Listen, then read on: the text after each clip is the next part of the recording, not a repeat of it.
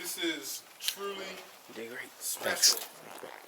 I've had opportunities to do poetry all over the country, up in Canada, in the UK, in West Africa, Nigeria, Ghana, Senegal. The closest I've been to Vaux is the Newark Public Library. So it is very special to be home, to be here with family, and to be here with friends. Some people I haven't seen since we were in high school. If someone had told me when I was in high school that I would have a degree in English, no less, and that I would have grown into a poet, I would not have believed them. In the 10th grade, I don't know if anyone here had Mr. Schuster as an English teacher. He gave me an F one marking period because I refused to get up in front of the class and do poetry. Wow. And when I brought that F home, and many of you knew my father. Yes, ma'am. Yes, sir. Yes, sir. Once a staff sergeant, always a staff sergeant. My father made me an offer I couldn't refuse.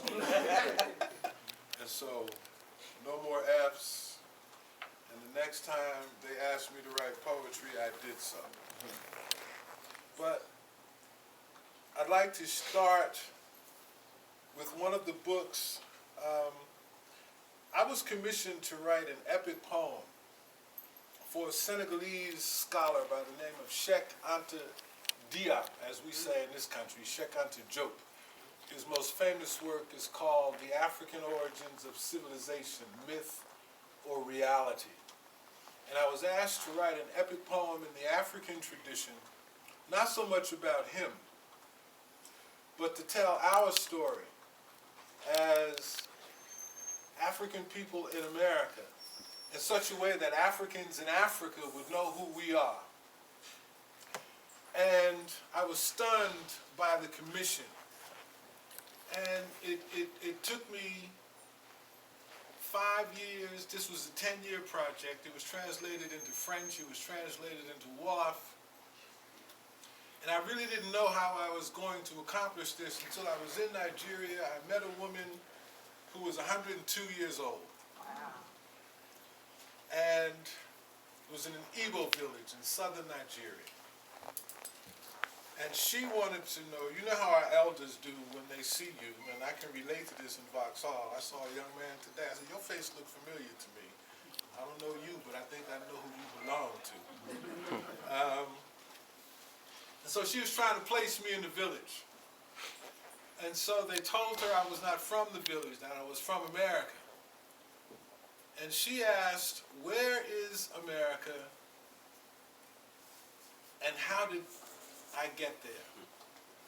And she's speaking in Igbo, but I knew she was talking about me because she pointed. And so this was the moment when I had to explain myself to this African woman in such a way that would make sense. And that's when I knew what I had to do with this poem. So I want to begin with this poem. It's called Poem for the Living. To whom do I say it is because of our living dead that I speak? Hear their words, the words of our departed, the faces forgotten or never seen, the lives intuitively felt, the dreaming of our dead inhabiting our bodies, making them ache. Africa, what is Africa to me? The questions remain the same. County Cullen wanted to know why God would make a poet black, and bid him sing. Langston Hughes lamented Afro-American fragments. They knew the feeling. They bore the cross black poets have to bear. Singers and poets move amongst every people. Even in this America, too blind, arrogant to remember, to care. The poet's journey is personal when people have forgotten how to listen to the real power inside their own song. It began as inner feeling, as feeling before beyond words. It was there before I learned the meaning of my own blackness. Little boy times and innocent questions that altered expressions on adult faces. In Sunday school, I wanted to know if God was white like the pictures of his son, Jesus. Questions left unanswered, questions that would root my words deep in the soul soil of an age-old poetry. By that summer of '63, only Little League mattered. I did not know about deferred dreams. It was not so special white boys played on my team. I was too young and far removed to know about movements then. It was not for me to know we were black dreams born into flesh. I knew only that my mother and grandmothers fussed and fumed over little Smitty. I remembered nothing of stories, sleepless nights. My mother sheer-willed her man-child into the light of each new day.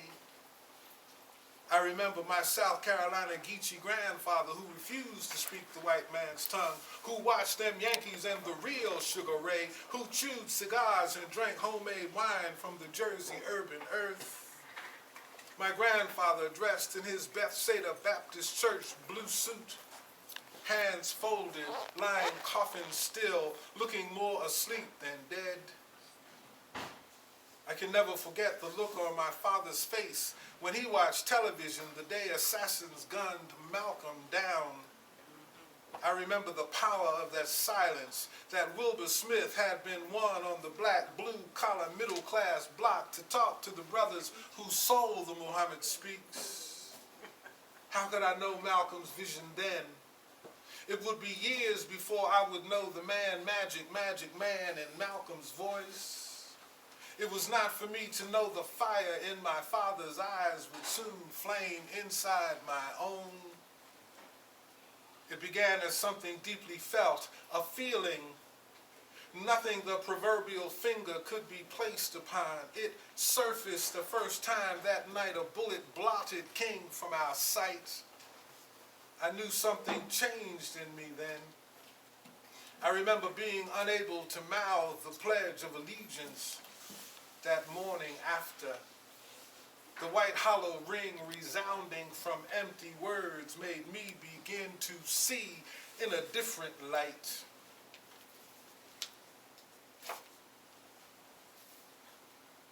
Everybody all right?